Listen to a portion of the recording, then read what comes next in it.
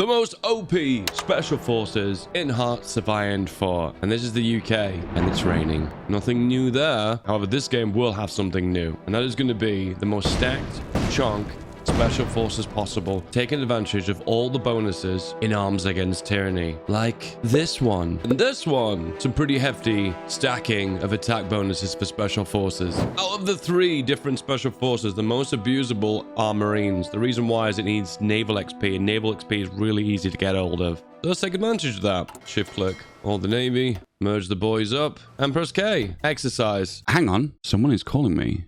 That's right, it's War. Cold War is a free online PvP strategy game based in World War II that has millions of players worldwide. Join the war and choose from any real country to fight up to 100 players in real-time games that can take weeks to complete. Exploit the successes of your enemy by employing the use of tanks, planes, and so much more. If you succeed well enough, you can even invest into new technology and develop your own nuclear bomb. Declare war on your neighbors or forge alliances with other players. The game starts historically accurate, but the more you intervene, the more that can change. Luckily, this game is cross-platform, so you can play both PC and mobile. What are you waiting for? Click on the link in the description and get 13,000 gold and 1 month of premium subscription for free. This offer is only available for 30 days, so don't hold back. Go on, give it a click.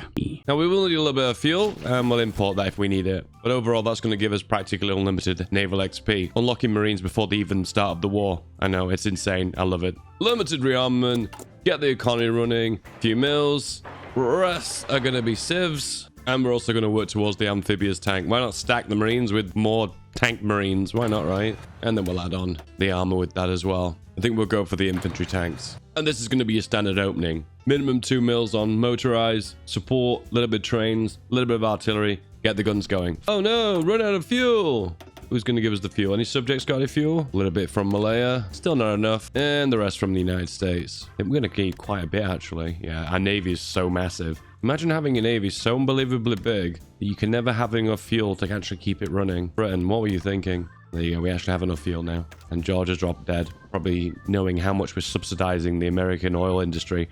I'm sorry, George. And there we go, boys. Perpetual exercising of our gargantuan fleet. But look at the amount of naval XP we're gaining. And we immediately can start adding on naval reform again. There's an extra 15%. Steady she goes. Reinforce the empire.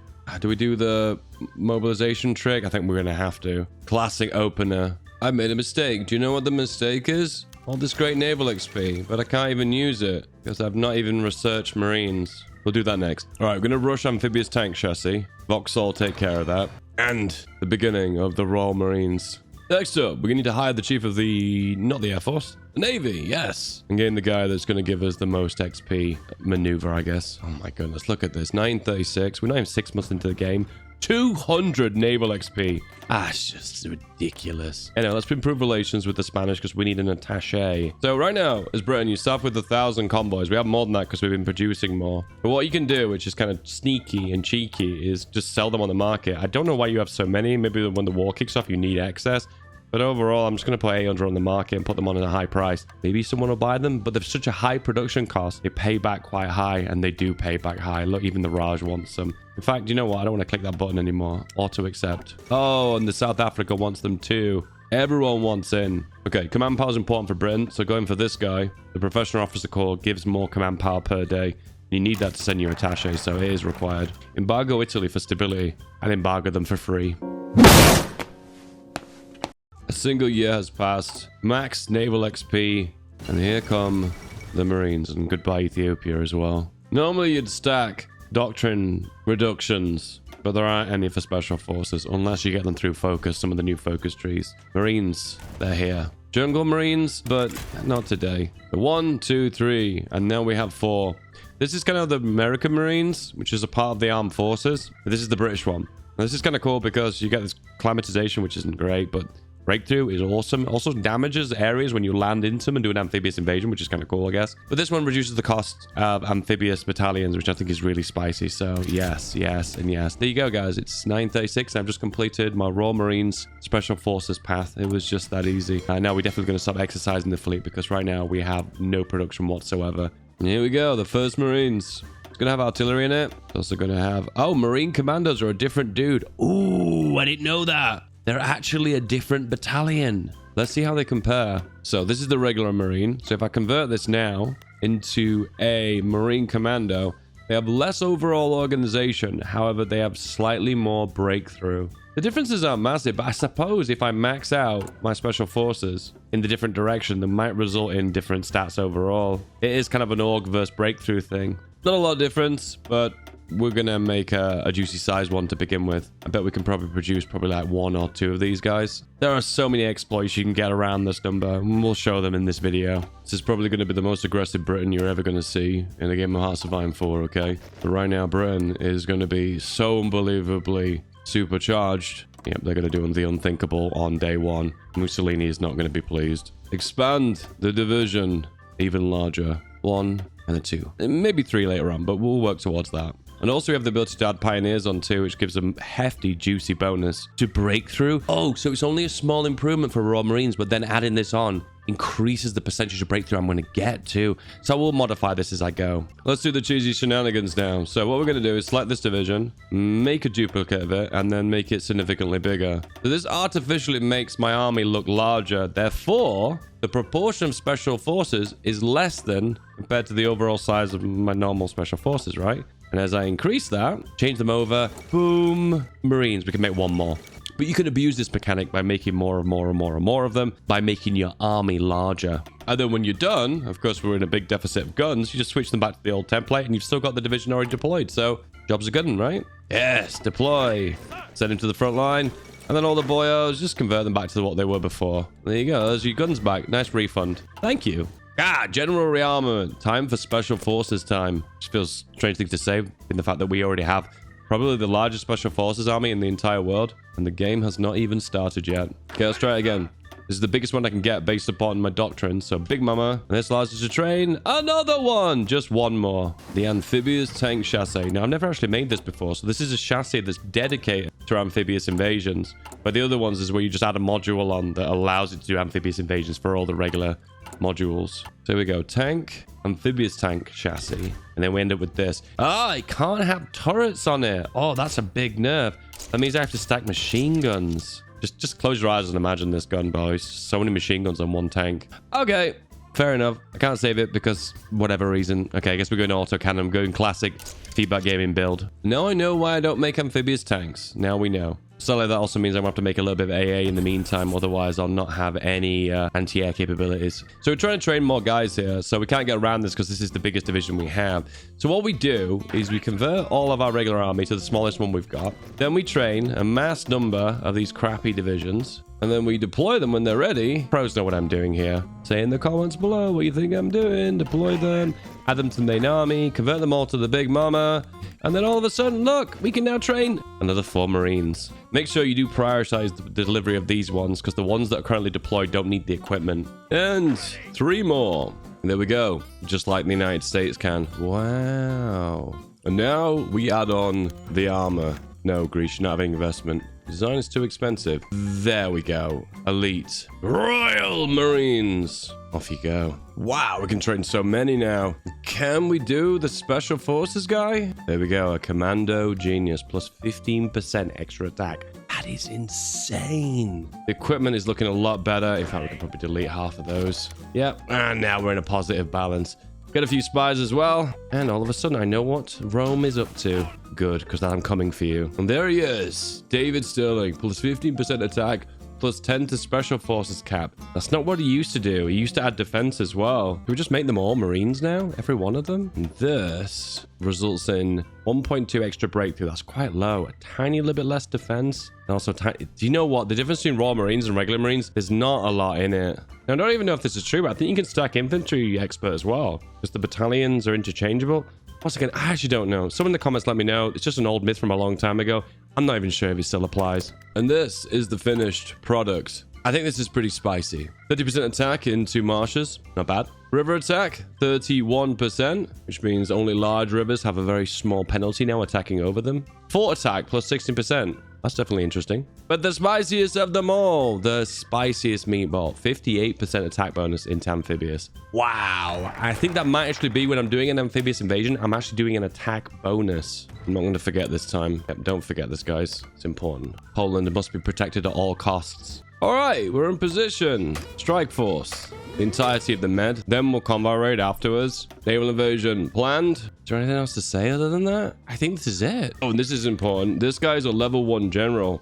So he's very primed to level up towards attack if I focus on bold attack. It's always good to do. And logistical focus because grand battle plan is a beast. Oh yeah, and the spies. I see everything you're up to, Mussolini. Which you can see here mitigates the naval invasion defensive bonus that they get. And also entrenchment.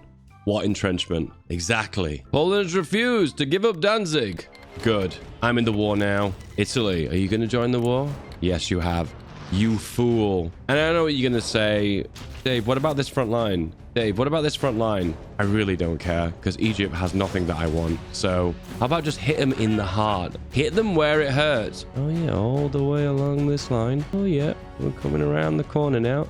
Big bend, and Italy is not defending any of its coastline. Well, no, it's defending the wrong coastline. Whoops. And then we just snake into Rome. It's going Rome, boys. And the initial push, the damage we're doing is amazing. However, actually struggling a little bit to resist the anti-tank guns from the Italians. And then once again, the initial push here is catastrophic. So much damage. So we're going to get 1 division on the front line here. That's actually really bad. So mountains have a combat width of 50, so I can only get 25 in. So I have to extend the combat width, really. That's the only way around it. Actually, that's really bad because that means I'm not going to be able to break out of Sicily. But maybe I will. Who knows? We'll see. Might have to do some more naval invasion shenanigans. Well, FeedBackGaming is actually microing, so this is definitely something new. Naval invasion from here to here to here to here to here. Yeah. You know how it goes. We're still probably going to break this anyway just by pushing in, but we'll just grab a few. 4 divisions, just go around the outside. Yeah, only 2 divisions getting in on the front line.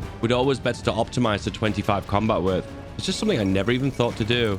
Naval invasion time? I think so. Distracted them by holding them in the tip of Sicily and then drop right behind them. Oh, they know it's coming too because they're turning the troops around. Oh, no, no. Unfortunately, the reinforcements are a little bit slow to get here, though. That's a bit of a problem. I want to check this. So we're doing a naval invasion here, and we are still suffering from a 30% penalty. It's just because of the mountains. Mountains are just so difficult to break. However, if you're landing into plains, the penalty is still 41%. Hang on, these were meant to be the best of the best Marines. What's going on? I feel like I've been duped. And closing the gap. Oh, that's exactly what I wanted. However, would there be enough firepower on the other side? I don't want to risk it, so let's just build a port there. Yep, just managed to break it and encircle some Marines. Okay, wow, I never even thought this would be a thing. Because the combat width is not optimized for mountains, I'm in a really bad state. So I'm actually going to have to make it 25 width so it fits into a mountain. That's insane. So yeah, do we just reduce the size of it until we get 25? This it? Is this it? Optimized for mountains, 25 combat width Marines. All right, push. Penalty, 16%. However, 50% for the mountains. And we're actually breaking this. No way. Usually when you're pushing over a strait, it usually doesn't go very well for you. But look at this. It's just... Well, initially it went quite well anyway. And now things are just kind of slowing down a little bit. But once again, if I can nip around the back here with at least 4 divisions. Just go there and then there. With like 4 divisions. I think that's going to be pretty good. So this is slightly unusual. Germany's actually going the proper historical path here. They're not going Poland and then around the Maginot. They're doing Poland and then Norway. Or does Germany do this now? Yeah, I spoke too soon. They're invading the lowlands. It's me planning a naval invasion here, and the guys on the front just break through anyway. Okay. Guess we didn't need the naval invasion then. All right, we've got the amphibious drive now. So what we can do is make a really meaty medium tank. So the way it works now is you go for the fat turret. You go for the anti-air, I think. Then the amphibious drive. And then do I have to specifically say it's amphibious? Yes, and it's got anti-air capabilities. Then we can add turrets onto it. And then also we can add a single machine gun. Welded armor, whack on the armor, whack on the bonuses from the Mayo, reliability. And there we go. The meat the most amphibious meat possible. However, that means I have to rebuild my entire fleet of tanks, which is kind of rubbish. However, the breakthrough in the south has gone swimmingly, and we've broken through, and everything's going super swell. Goodbye, Luxembourg. Oh, the firepower I do. Oh my goodness. Once again, just go through the south. You guys go through the north. And one guy just grabs that one leaky province that's got nothing in it. It's coming, Rome. And can we get the encirclement? No, they broke out. Okay, we tried. How are we doing so much damage? Train, knight, intel advantage. Can't be all the intel advantage, can it? Or it might be. Mussolini's been deposed. Is a civil war coming? And I realized I've got marines, so that means I'm going to get an attack bonus when pushing over rivers. And I have capped Italy before they could even have a civil war. The civil war happened exactly the same time as I took them out. It was to see the most historical build right now as I push through the Alps as the British Marines, just as France falls. You're going to be able to push here? Is this going to be doable? Come on, guys, go! This is your only chance! Go, go, go! All right, the Germans have just arrived now. I was hoping to save France by pushing through Italy. That makes me sad. And what do you do when you're sad? That's right. You juice up some more and make more Marines. How many? 16? Not gonna lie, I'm a little bit sad that we had to resort to holding mountain rangers as Marines. This is not what I wanted. Chamberlain has passed away. Do we get the Churchill or do we get the India bonus boy? We'll go with Churchill. Just got infantry expert, which I'm again, not sure about this one. But I'm pretty certain it gives additional bonuses. Let's have a look. So, experience 25%, intel advantage 9.4%, terrain, knight, country, commander. I think it falls under commander. Once again, not sure, but stack those bonuses anyway. No, ignore Germany. Germany's just a distraction. The real enemy is all the way over here. That's right, the enemy is Hong Kong. You never saw that coming, right? No, it's Japan. Well, Germany. I actually am impressed. I've never seen them do that before. Not that it's going to come of much, but oh dear. The infantry's rubbish too, so they're just pushing with raw firepower, relying on the fact that the Germans have probably got really bad supply.